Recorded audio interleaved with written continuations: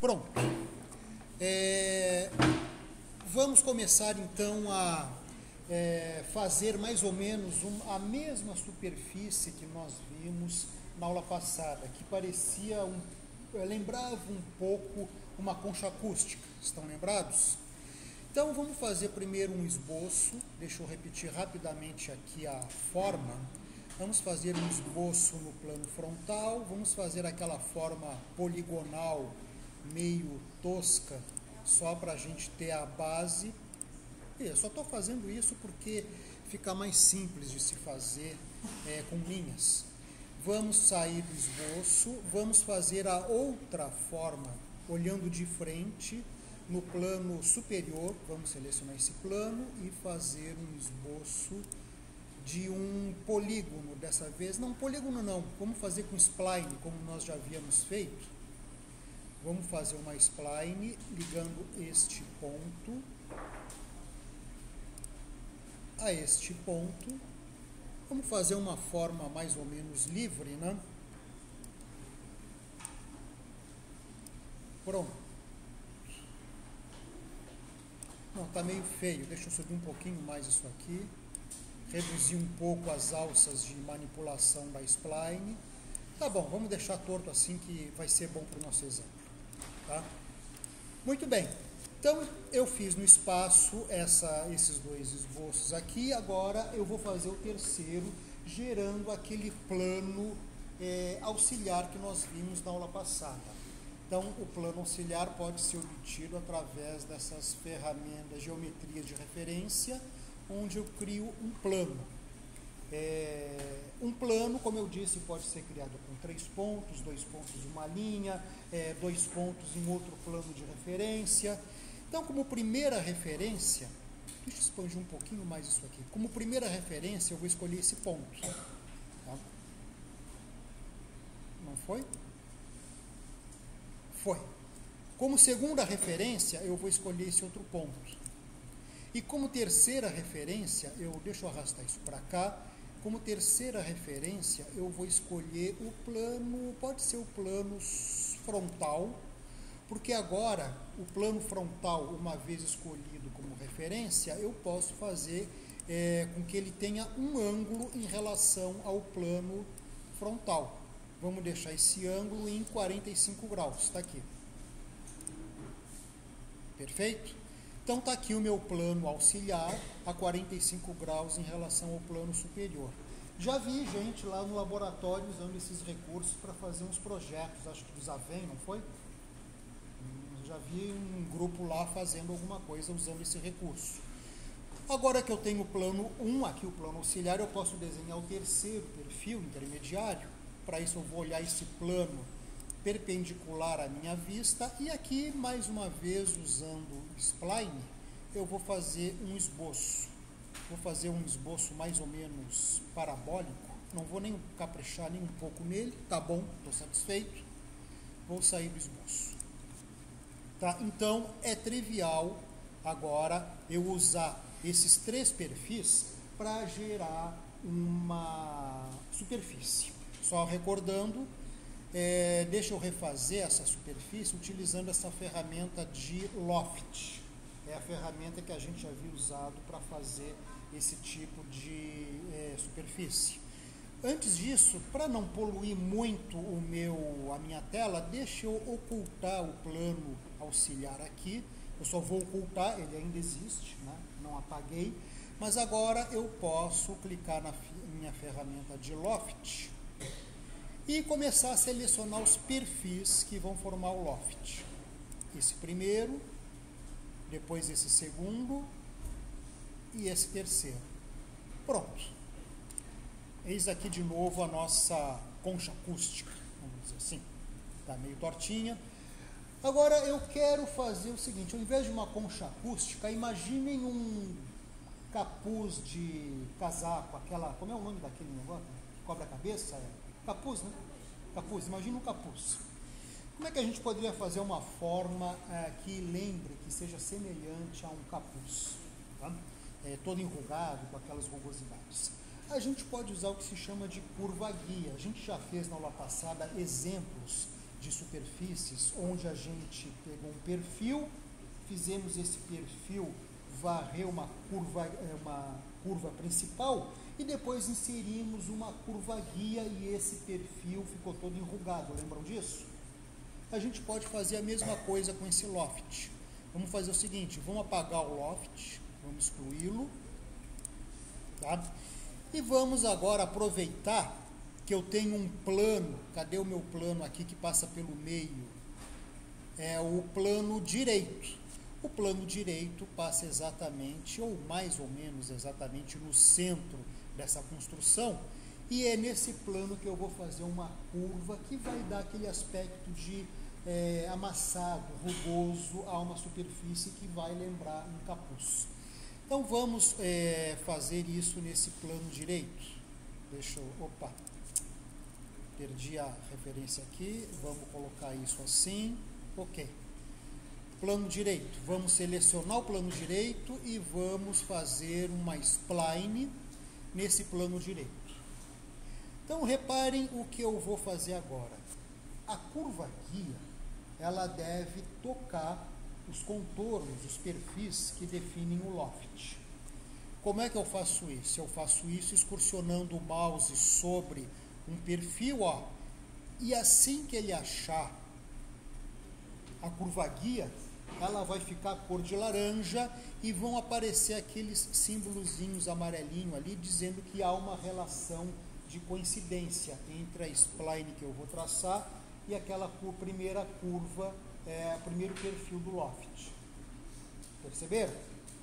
Cliquei. Aí eu vou começar a traçar a minha spline. Deixa eu dar um zoom aqui. Vou traçar qualquer coisa aqui. Aqui eu exagerei um pouco, depois eu conserto. Ó, vou pegar o próximo ponto, interceptando esse próximo perfil. Ó, ele fica alaranjado e aparece a relação de coincidência ali. Vou clicar aqui.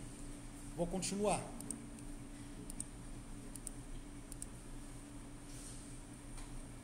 Aqui e pronto. Ó, deixa eu dar um zoom aqui.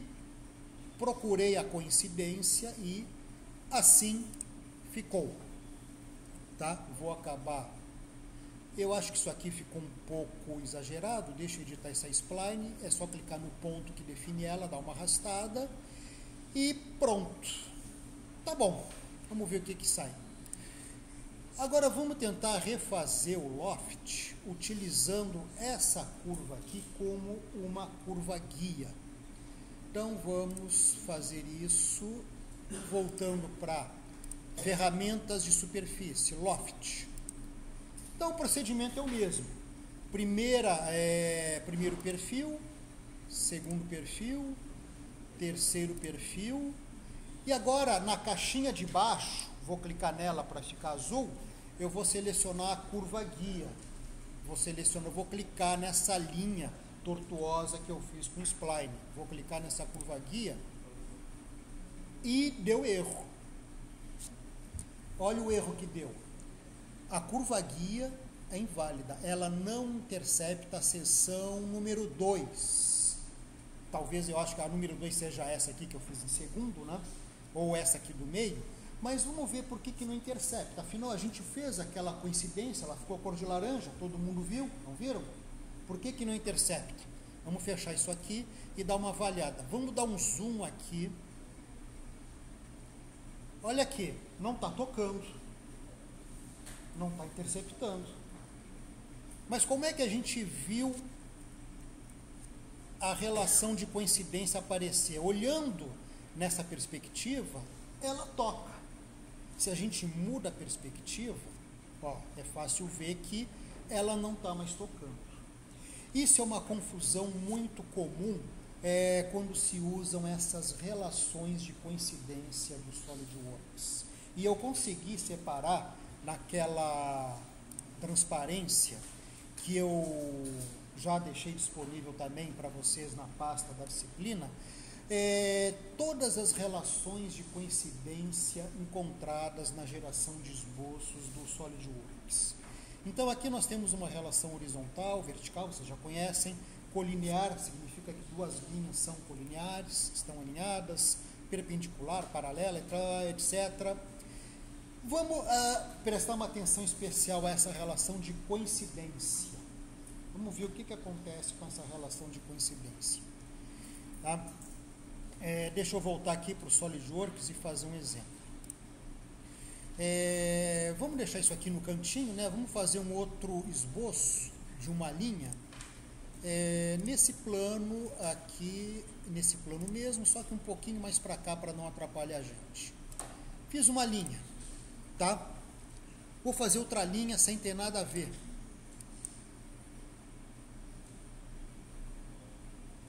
Pronto. Joguei duas linhas. Essa linha aqui ela pode ser movida livremente, ela não está presa a nenhuma relação de coincidência em relação a outra linha. E eu posso querer fazer com que este ponto aqui, dessa linha, seja coincidente com essa linha aqui. Como é que eu posso fazer isso? Eu posso ir na força bruta, clicar e arrastar, ó, até a linha ficar cor de laranja e aparecer a relação de coincidência ali. Estão vendo? Isso funciona também. Ou eu posso inserir uma relação de coincidência de maneira mais ordenada, através dessa opção aqui. Estão vendo aqui em cima? Está dando para enxergar? Eu estou vendo que a imagem está meio fora de foco. Vocês não estão percebendo? Tá bom? Tá, eu acho que a claridade está muito grande. E o computador é diferente, porque a rede vai cair, eu não posso usar o original aqui. Eu estou usando o outro que tem uma resolução de tela diferente. Então vamos lá, vamos clicar aqui, ó. Aqui eu clicaria só para exibir as relações de coincidência, mas aqui, se eu clicar nessa setinha que tem aqui embaixo, se eu quiser eu posso optar por adicionar uma relação. Cliquei aqui, adicionar relação. Pronto. E aí eu seleciono as entidades às quais eu quero relacionar, que são este ponto aqui dessa linha e essa linha, tá? Aparecem aqui nessa caixinha azul, e aqui, se houvesse já uma relação existente, apareceria aqui nessa caixa. Não há nenhuma, e eu quero inserir. As opções que eu tenho para inserir uma relação aparecem aqui embaixo. Adicionar relações. Estão vendo? E ele me permite uma relação de coincidência como eu quero. Pronto.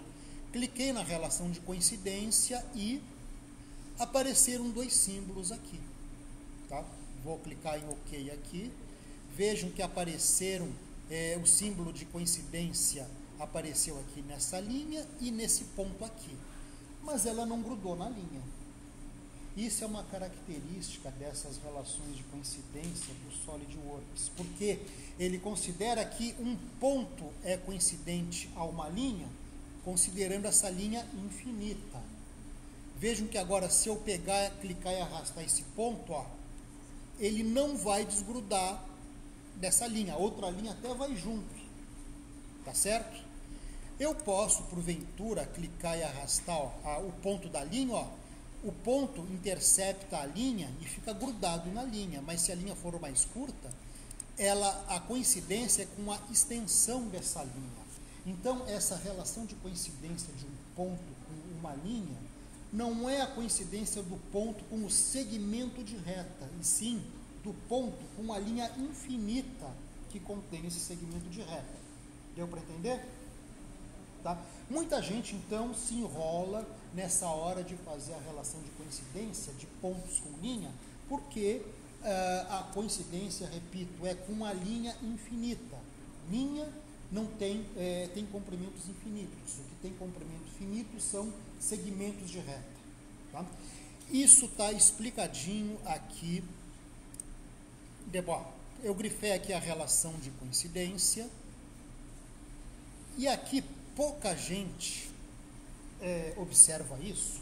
Isso aí pode ser obtido no help do SolidWorks, mas ninguém lê. Ninguém lê, mas eu grifei essa primeira observação aqui, ó. Quando você cria uma relação a uma linha, a relação é em relação à linha infinita. e não ao segmento de reta ou ao limite físico desse segmento, certo? Está aqui a explicação para isso. Agora, como é, então aqui eu ilustro nesse PowerPoint a mesma coisa que eu fiz. Agora, vamos voltar ao problema da coincidência daquele spline com aquele primeiro perfil do Loft que nós fizemos, que está ilustrado aí também no PowerPoint. Nós caímos aqui nesse caso. Nós fizemos aqui o primeiro perfil do Loft, depois fizemos uma spline. Aparentemente ele coincidiu muito bem, ficou até cor de laranja, mas quando a gente mudou a perspectiva, a gente viu que a curva guia não coincidia mais com o primeiro perfil. Por quê? A gente volta a essa observação aqui, a terceira observação, que eu traduzi aqui porque ela é muito importante. Se a relação é aplicada a um item que não está no mesmo plano de esboço, a relação resultante será aplicada à projeção como visto pelo plano de esboço. Então, é o caso que nós vemos aqui. Deixa eu descartar esse esboço, que não vai servir para nada. Tá? Vamos voltar ao nosso exemplo aqui. Quando eu crio essa relação de dependência, isso aqui que apareceu, esse símbolo de dependência que apareceu, é em relação à projeção desse perfil em relação ao plano que eu tracei a spline, certo? Então, é possível que a projeção dessa primeira curva guia aqui intercepte a spline, mas quando eu olho no espaço, não ocorre a interseção. O que está interceptando essa spline é a projeção e não a linha propriamente dita. Qual é a relação de dependência que eu uso para garantir que esse ponto aqui dessa spline vai grudar nessa linha? Vocês entenderam a relação de dependência?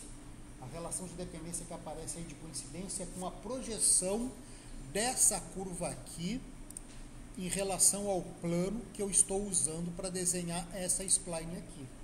Perfeito? Qual é a relação de dependência, então, que eu posso usar para grudar esse ponto nessa linha aqui? Eu podia até tentar clicar e tentar arrastar na mão, procurar, mas procurar esses pontos em 3 dimensões pode ser bastante complicado, pode não funcionar direito, a perspectiva engana muito.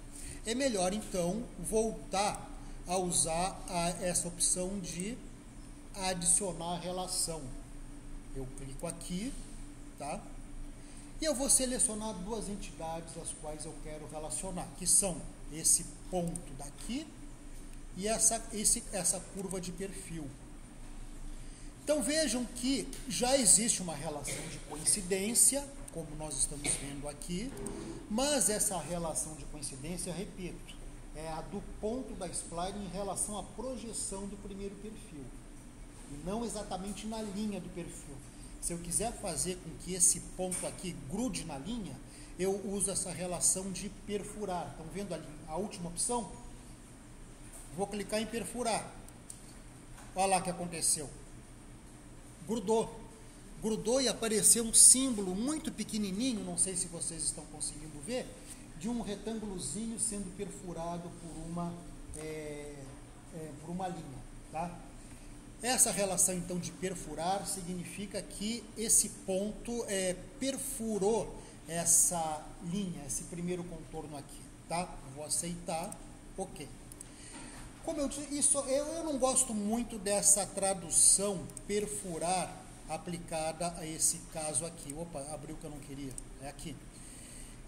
Eu não gosto muito dessa relação de perfurar. Aqui eu tenho um zoom do que aconteceu com mais detalhe. O nome em inglês dessa relação é pierce. Pierce é o piercing, né? É o brinco. Tá?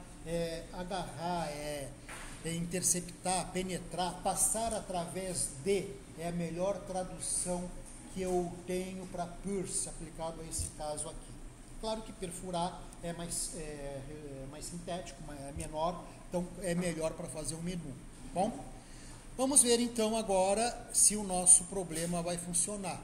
vamos aproveitar que a gente está com esse esboço aberto, ó, vamos introduzir essa relação de Peirce nesse outro ponto dessa spline.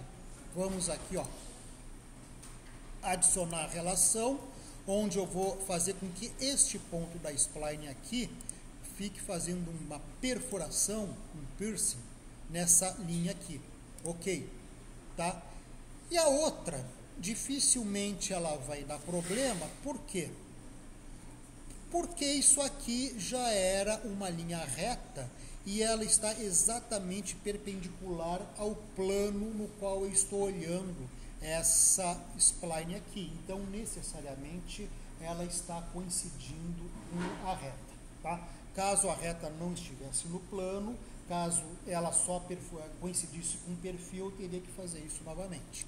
Mas, agora me parece que, vamos olhar aqui para confirmar, ó, vamos dar um zoom. Agora eu não tenho dúvida, ó, por mais zoom que eu dê aqui, ó, até o zoom está no máximo quase, e eu vejo que esse ponto está interceptando a spline. Agora a gente pode fazer a nossa forma. Tá? Vamos ver o que acontece.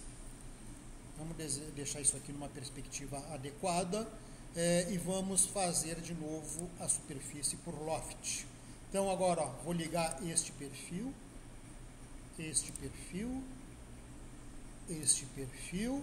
e agora eu vou definir a curva guia.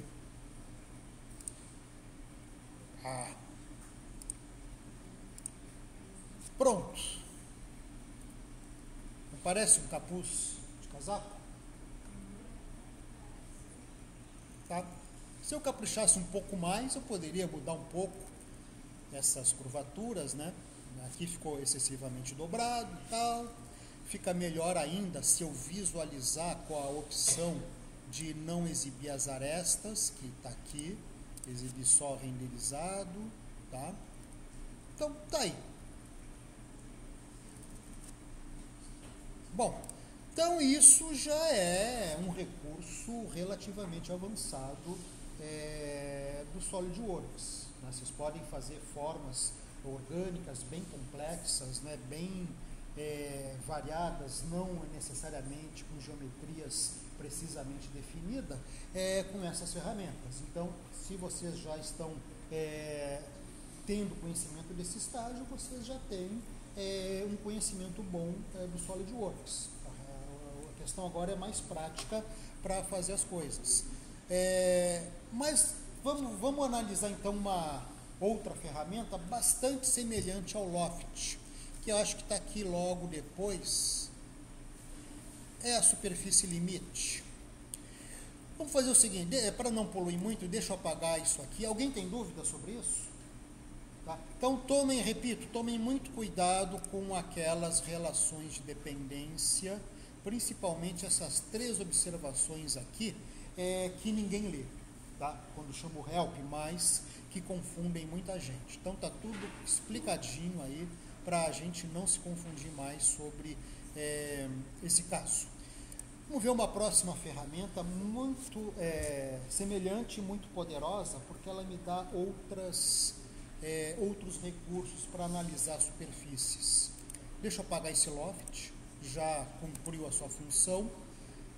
O esboço também eu vou excluir, já não vai servir de nada. Exclui. Esse plano também já não vai me servir de nada. E esse esboço também, exclui. Podia selecionar tudo e apagar de uma vez só, estou com preguiça. Tá? Muito bem, vamos lá, vamos fazer um esboço. Vamos novamente usar spline e usar o plano frontal. Tá? Vamos olhar ele de frente. Vamos olhar esse plano frontal aqui de frente. Tá. Vou fazer um esboço aqui de mais uma spline. Vamos fazer um bigode.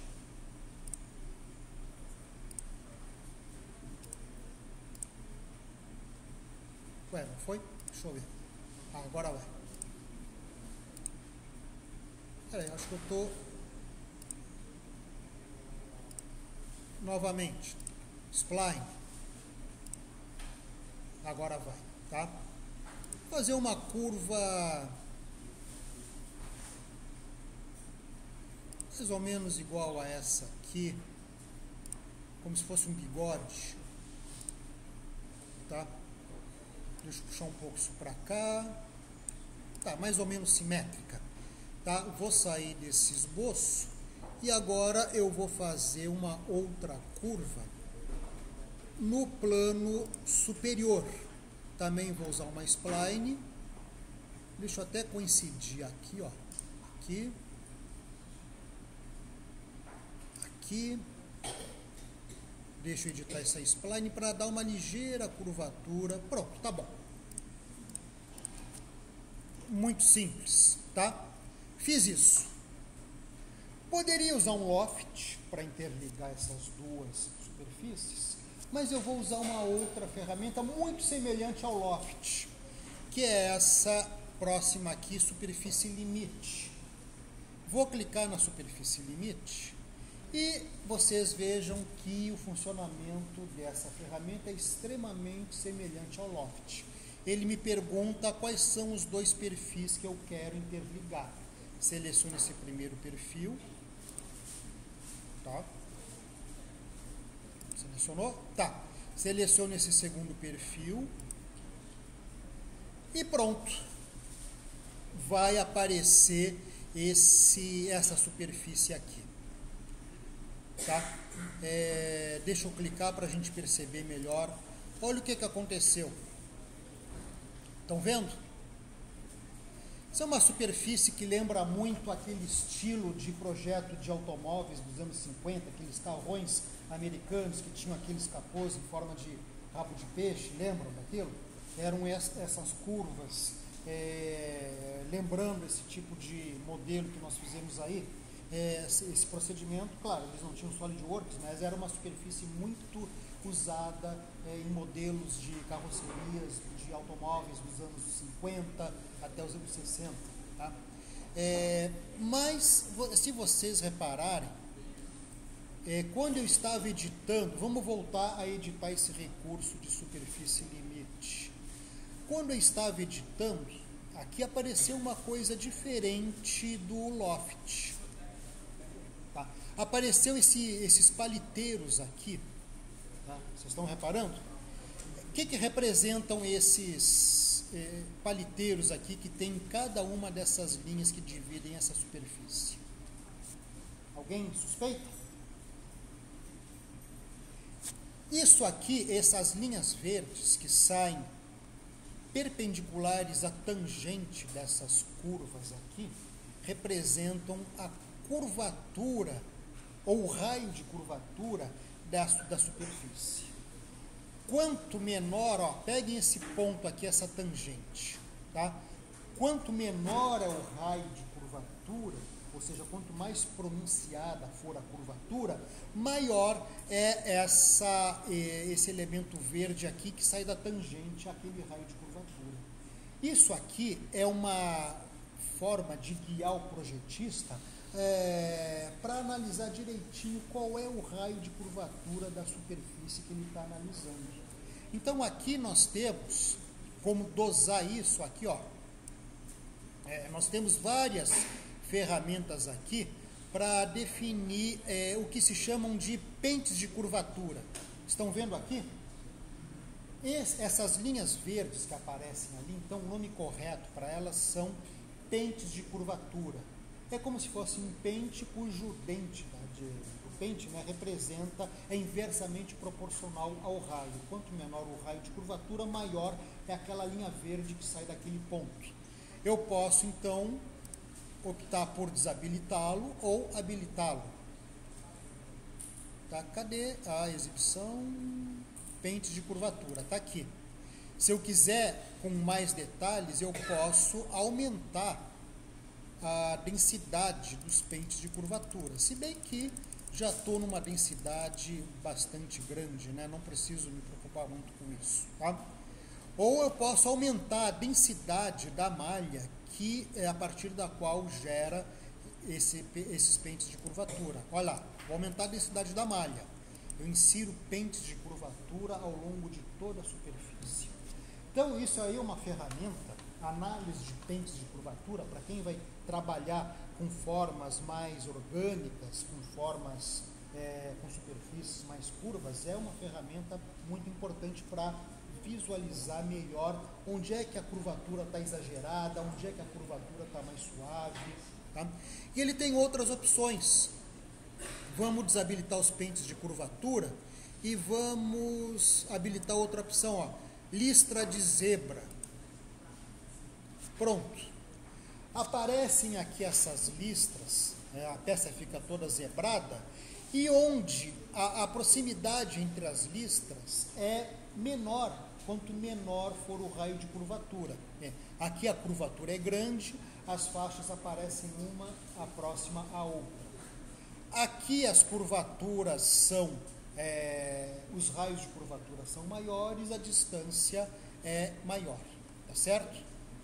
Então, também várias opções para analisar a curvatura. Isso aqui é extremamente útil a projetista de modelo 3D. Tá?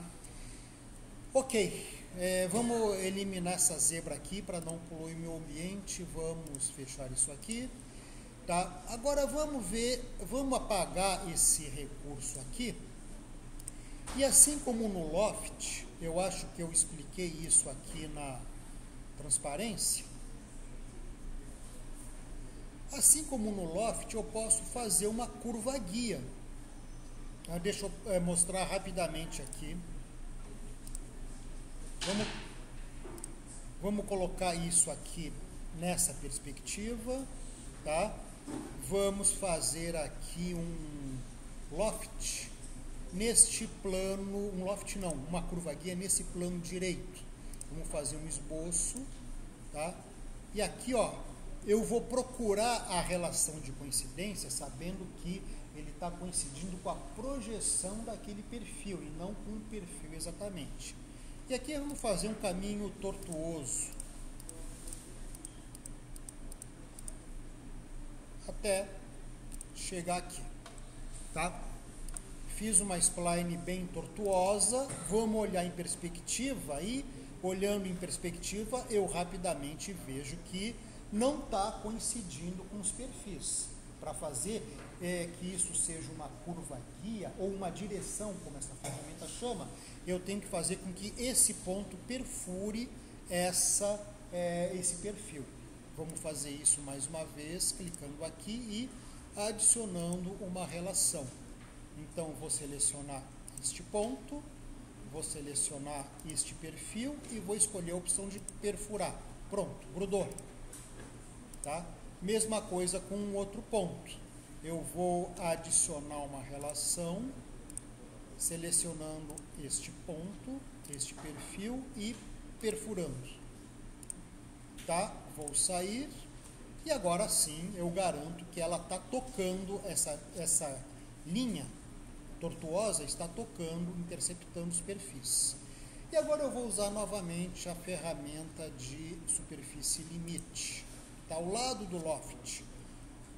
Só que agora, ao invés de... ele tem nomes diferentes para os perfis. Ao invés de perfil, ele chama de direção 1, que é essa curva.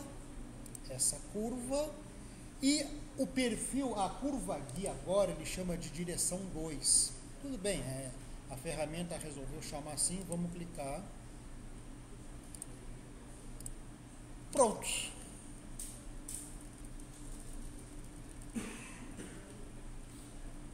Então, são as duas ferramentas bem poderosas para quem vai entrar nessa área de modelagem 3D. Tá? Reparem que tem outras, né? Essa ferramenta aqui, muito interessante, forma livre, é a mais liberal de todas. Ela permite que você pegue uma superfície e modele essa superfície, puxando, empurrando, esticando pontos à vontade. É a mais livre de todas, tanto que o nome dela é forma livre. Você pode fazer o que você quiser com essa ferramenta. Não vai nos interessar muito por enquanto. Provavelmente vocês vão ter oportunidade de usá-la, né? Mas vocês já têm conhecimento muito bom sobre essas ferramentas de superfície para usar e quando quiser. Oi? Tem. Você pode aplicar texturas. Eu ainda não fiz isso, mas você pode clicar aqui, ó, estão vendo esse ícone ali? Aparência cenas? Você pode clicar aqui e aplicar texturas. Você escolhe a superfície, clicando aqui, vai aparecer uma biblioteca enorme de texturas para você brincar à vontade. Pode, lã, tecidos, textura de metais, plástico, cimento, tijolo, madeiras, têxteis, uma infinidade. Se não tiver o que você quer, você pode importar uma textura de uma figura JPG e aplicar sobre a sua superfície. Então, isso aí diz mais respeito à renderização, mas tem um grau de liberdade aí tremendo. É bastante poderoso para fazer isso, tá? Depois vocês vão certamente usar isso para alguns exemplos aí que a gente vai fazer. Talvez, deixa eu ver, talvez em representação técnica nessa disciplina vocês façam isso, tá? Pois bem, vamos ver o que falta. Bom, como eu disse, então, há várias outras ferramentas e com o conhecimento que vocês já têm dessas, vocês podem facilmente clicar nessa ferramenta de forma livre, se vocês estiverem interessados como se usa, né? E no caso de dúvida, se vocês quiserem saber direitinho como usar, ó, tem sempre um ponto de interrogação aqui do lado que dá uma ajuda sobre como são os procedimentos para se utilizar a ferramenta de forma livre. Ele está procurando, ó, aqui tem um tutorial completinho sobre como eu uso ferramentas de forma livre, vídeos explicativos, links para sites da internet que explicam direitinho como se usa forma livre. Então, na dúvida, ó, repito, clica aqui na interrogação que vocês já têm conhecimento para andarem com as próprias pernas, tá? Mas eu queria, antes de fechar esse tópico, explicar com mais detalhe duas ferramentas que estão mais aqui para o final. São ferramentas bem mais simples do que essas que eu expliquei, mas que vão ser importantes para o próximo trabalho de vocês, que devo passar talvez, se não na próxima aula, na outra ainda, né, para fechar o curso. E são as ferramentas, a primeira dela, de costurar e aparar. Como eu disse, duas ferramentas de superfície importantes para o próximo trabalho. Tá? Vamos ver essa primeira ferramenta de costurar. Tá? Vamos voltar para cá. Deixa eu apagar isso aqui que não vai interessar em nada. Ok, vamos apagar tudo. Vamos clicar nesses esboços aqui para excluí-los, tá? Sim para todos. Apaguei tudo. Esse aqui ficou? Ficou. Por que esse aqui não quer apagar? Estranho, esse aqui ficou, né? Acho que é um bug da... Pronto, sumiu. Bom, vamos lá. Essas ferramentas de costurar, por exemplo, são extremamente simples, né? Não vou nem precisar me demorar muito explicando o funcionamento dela. Mas vamos supor que vocês queiram... Vamos fazer isso através de um exemplo. Vamos fazer um círculo neste plano frontal. Está aqui ele. Vamos fazer... Não precisa ser no centro. Tá? Qualquer dimensão. E vamos aplicar uma extrusão para gerar uma superfície. Tá. Engraçado, isso aqui ficou poluindo meu desenho. Tá? Mas isso é bug. Isso não é normal, não. Ficou um resquício aí dele na placa gráfica de vídeo. Então esqueçam essa linha, essa spline cor-de-rosa que ficou ali, que ela não existe, tá? Isso é bug da placa gráfica. E agora eu posso usar uma ferramenta para criar uma tampa nessa casca cilíndrica aí. Então eu tenho uma superfície cilíndrica e quero fechar ela com uma tampinha. Tem uma outra ferramenta aqui muito simples para fazer isso, que é superfície preenchida. Passando o mouse em cima dela, a gente já viu o que ela faz. Ela vai remendar criando uma superfície dentro de um limite. Vou clicar nela e eu vou simplesmente escolher os limites do remendo, tá? Assim que eu clico na borda aqui dessa minha casca cilíndrica, ó, vamos ver se ela vai fazer. Fez, tá? Tem outras opções, que não vem ao caso agora, mas vou clicar aqui em OK. Pronto. Vejam agora que eu tenho uma tampa fechando esse cilindro, tá? Agora, detalhe, com isso, apesar de ser um remendo, ele é considerado uma superfície independente. Para provar isso, eu posso clicar, ó, aqui nessa superfície e vejam que quando eu seleciono essa superfície, só o cilindro fica azul. Quando eu clico na tampa, só a tampa fica azul. Se isso aqui fosse uma superfície única, tudo ficaria azul em qualquer ponto que eu clicasse. Eu tenho outra maneira de demonstrar isso, tentando mover essa superfície. Eu também posso mover uma superfície em relação a outra. Deixa eu deixar isso aqui num zoom apropriado. Vamos supor que eu queira mover a tampa para chegar lá para o lado. Tá?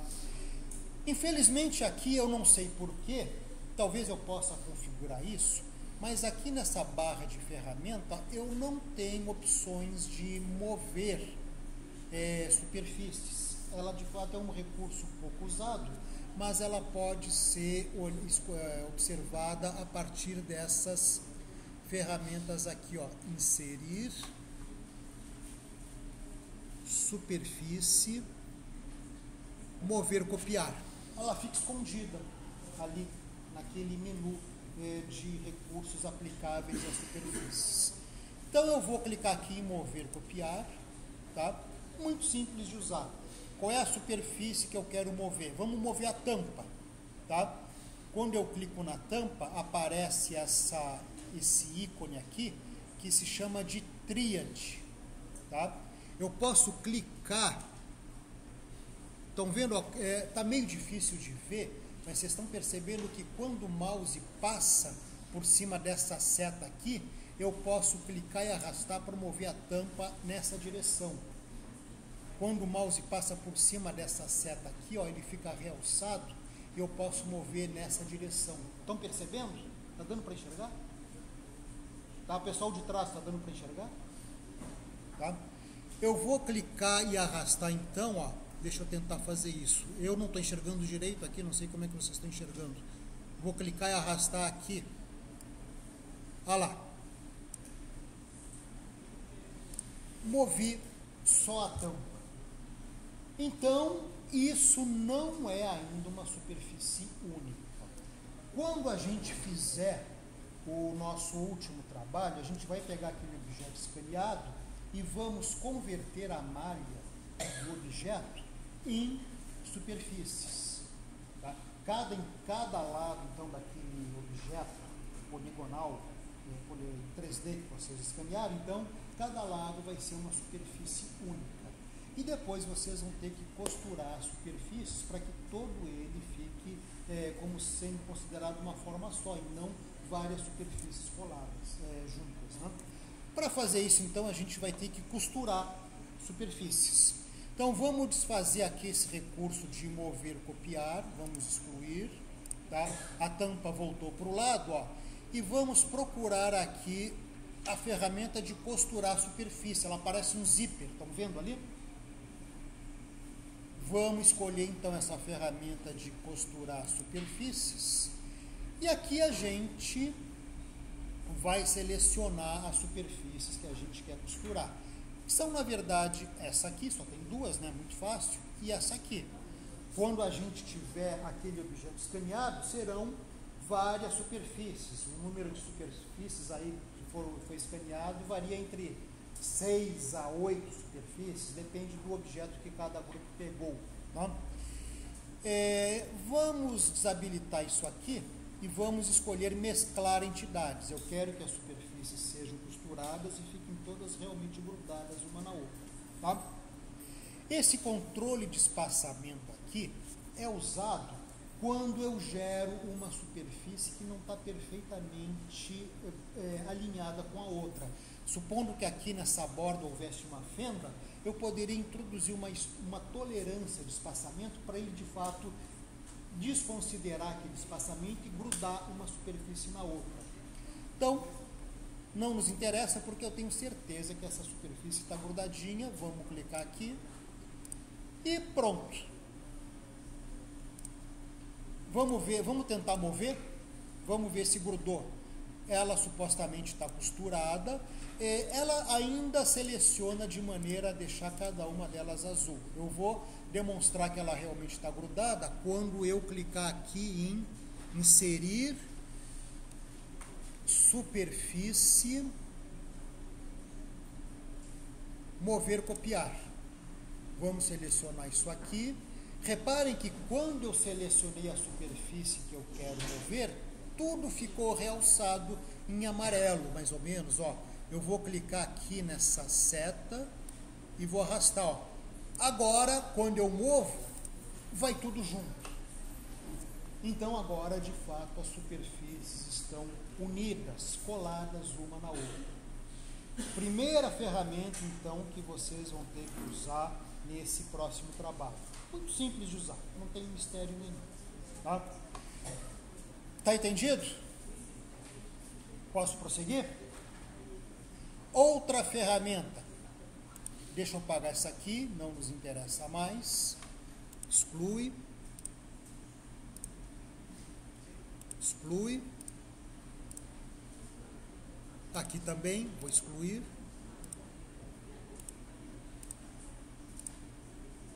E esse esboço também não me interessa em nada. Bom, agora deixa eu ver qual é o próximo. Tá, eu vou fazer agora uma peça para ilustrar a última ferramenta dessa aula, que também é igualmente importante, vocês vão usar muito no próximo trabalho, a ferramenta de aparar. Quando vocês converterem cada lado daquele objeto escaneado numa superfície, vocês vão ver que a superfície tende a se estender por infinito. Quando ele gera uma superfície, ele vai pegar aquele conjunto de malha de um lado do objeto, porém ele não sabe quais são os limites daquele lado.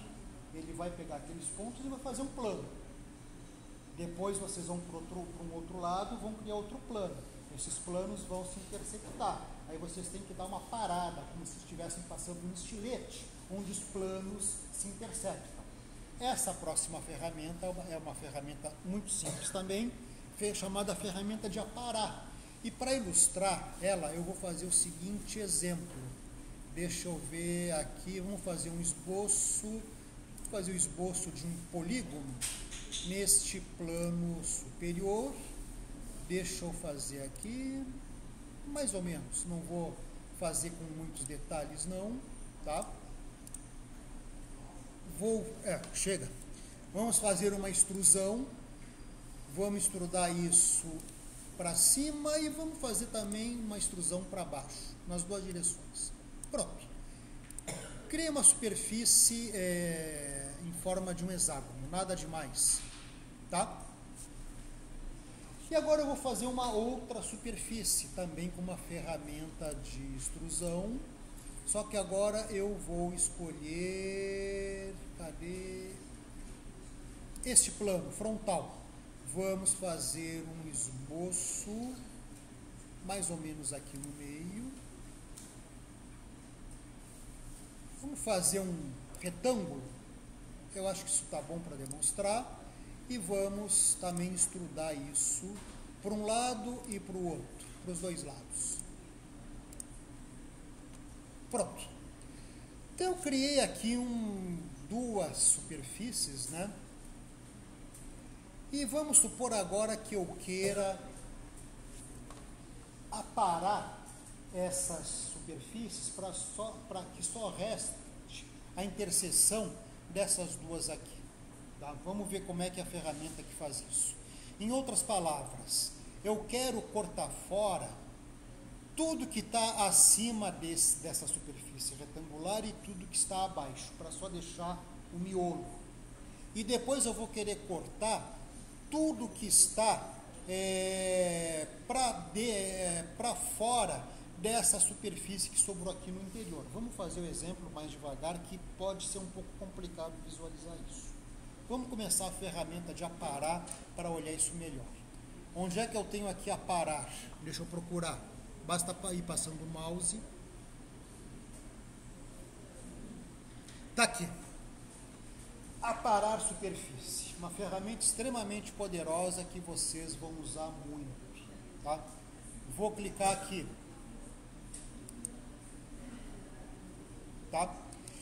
Pois bem, assim que eu clico, ele me pergunta aqui em azul, qual é a ferramenta que eu quero usar para aparar. Quando ele chama ferramenta, ele se refere a uma superfície que vai aparar a outra. Então, quando ele pergunta ferramenta, ele na verdade está perguntando qual é a superfície que você quer usar como ferramenta para fazer a aparagem.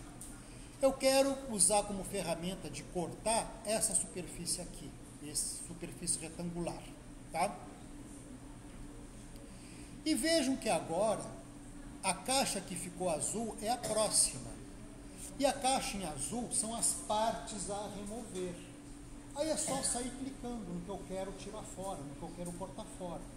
Vejam, ó, eu vou passar o mouse em cima dessa superfície aqui, ó.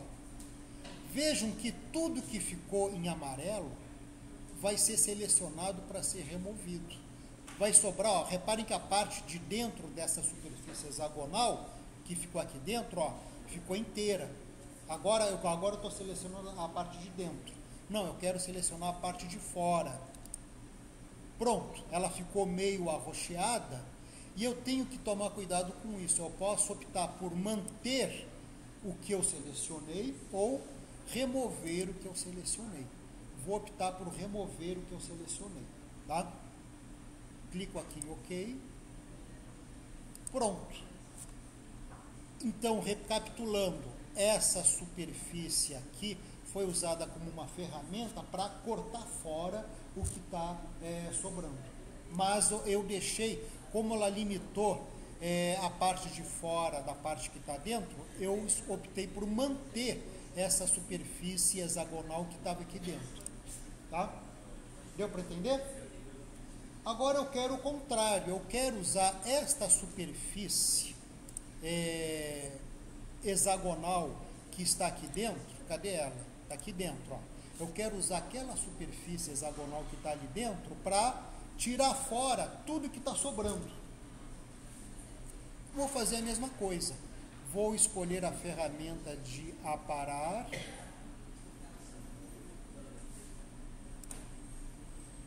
E qual vai ser a minha ferramenta de aparar agora? Vai ser essa que está aqui dentro. Tá certo? E eu vou agora selecionar essa parte, ó, ele já deixou tudo roxo. Aqui, ó, reparem que aqui ele dividiu entre essa parte da frente e a parte de trás. Então eu tenho que voltar para cá, ó, e escolher, girar com a setinha aqui, ó, para escolher essa parte traseira também, tá? Eu acho que eu vou ter que fazer em 2 etapas isso. Vamos escolher primeiro essa parte aqui de dentro, ó, e vamos remover essa parte toda. Cortou fora, tá? E agora vamos voltar aqui do outro lado, ó. Vamos aparar. Cadê aparar? Tá, vamos clicar aqui nessa superfície e vamos optar por remover tudo que está aqui. Pronto, resultado final é esse objeto aqui, que não é um objeto com volume, é uma superfície sem espessura, né? Mas feito somente por aparagem de superfícies. Então vocês vão encontrar muito isso no objeto que vocês vão aparar. Eu vou demonstrar, eu vou fazer esse exemplo aplicado a um objeto escaneado e vou mostrar como é que vocês vão aparando, limando o que está sobrando para gerar os lados do objeto escaneado. Perfeito? Muito bem, então vocês já têm um ferramental bom para fazer projetos razoáveis com o SolidWorks. Deixa eu só fazer eu vou encerrar esse vídeo aqui para ele não ficar muito grande. Eu acho que é F9.